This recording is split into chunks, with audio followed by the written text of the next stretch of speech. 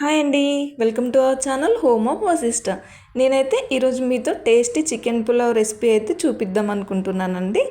దానికోసము చికెన్ని ఇలా మ్యారినేట్ చేసి పెట్టుకోండి. ఇక్కడ చికెన్ బేసిక్ చికెన్ కర్రీ కోసం మనం ఏదైతే వాడతామో అవి వేసుకుంటే సరిపోతుంది. ఎక్స్ట్రా మసాలాస్ అయితే ఏమీ అవసరం లేదండి.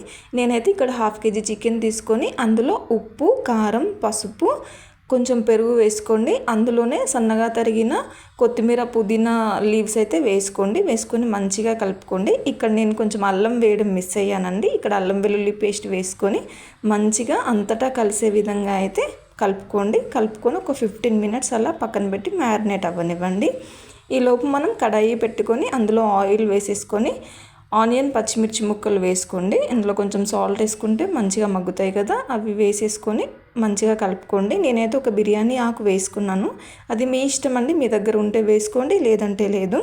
ఇప్పుడైతే ఇందులో చికెన్ వేసి ఒక 5 to 10 మినిట్స్ అయితే అందులో వాటర్ పోయేంత వరకు కుక్ చేసుకోండి. నేనైతే ఇక్కడ ఒక గ్లాస్ బియ్యాన్ని ముందుగానే నానబెట్టుకున్నాను. మీకు టైం ఉంటే నానబెట్టుకోండి, లేదంటే లేదు. నేనైతే కొంచెం ఫాస్ట్గా కుక్ అవుతుంది కదా అన్న ఉద్దేశంతోనైతే నానబెట్టుకున్నాను. ఇక్కడ ఒక గ్లాస్ రైస్కి 2 గ్లాసుల వాటర్ అయితే తీసుకోండి. నార్మల్గా రెగ్యులర్ మనం రైస్ ఎలా కుక్ చేసుకుంటామో అలాగే కుక్ చేసుకోండి.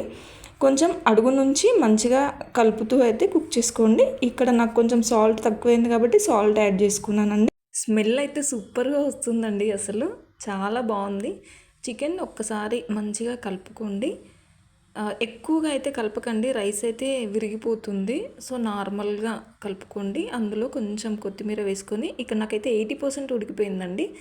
కొత్తిమీర వేసుకొని సిమ్లో పెట్టేస్తే చికెన్ పులావ్ అయితే రెడీ అయిపోతుందండి. వీడియో నచ్చితే ప్లీజ్ సబ్స్క్రైబ్.